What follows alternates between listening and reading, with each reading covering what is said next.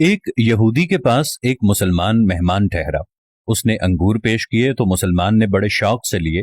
پھر تھوڑی دیر کے بعد وہ یہودی شراب لے کر آیا تو مسلمان نے کہا، استغفر اللہ، میں مسلمان ہوں، میں شراب نہیں پیتا۔ تو یہودی نے ہنس کر کہا کہ یہ انگور جو آپ نے کھائے ہیں شراب اسی سے بنی ہے۔ تو مسلمان نے کہا کہ آپ کی بیوی کدھر ہے؟ یہودی حیران ہوا اور اپنی بیوی کو بلا کر لے آیا۔ تو مسلمان نے کہا، آپ کی کوئی اولاد بھی ہے؟ یہودی بولا، ہاں میری ایک بیٹی بھی ہے۔ اس کو بھی بلا لیا تو دونوں آ کھڑی ہوئیں تو مسلمان نے کہا، تیری بیوی تیرے لیے حلال ہے اور یہ تیری بیٹی جو اسی سے پیدا ہوئی ہے یہ حلال نہیں ہے۔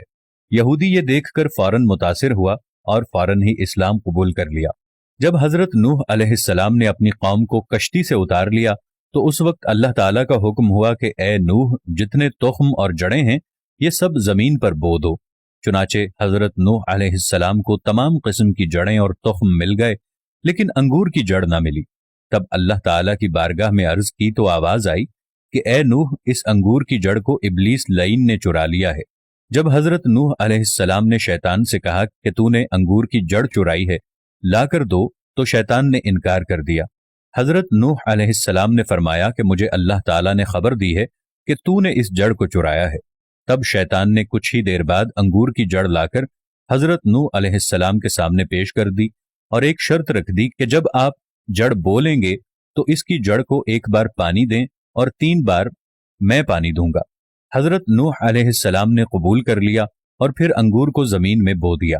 چنانچہ حضرت نوح علیہ السلام نے 1 دفعہ پانی دیا اور شیطان نے 3 دفعہ۔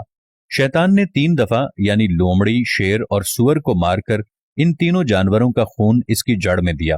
اس لیے جو شیرینی انگور میں ہے وہ حضرت نوح علیہ السلام کے پانی دینے کی وجہ سے ہے، اور اس میں جو شراب بنتی ہے وہ ابلیس کے پانی دینے کی وجہ سے ہے۔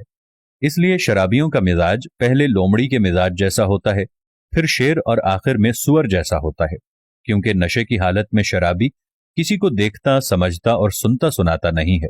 قصص الانبیاء۔ حضرت محمد صلی اللہ علیہ وسلم نے ایک موقع پر فرمایا، شراب تمام برائیوں کی جڑ ہے۔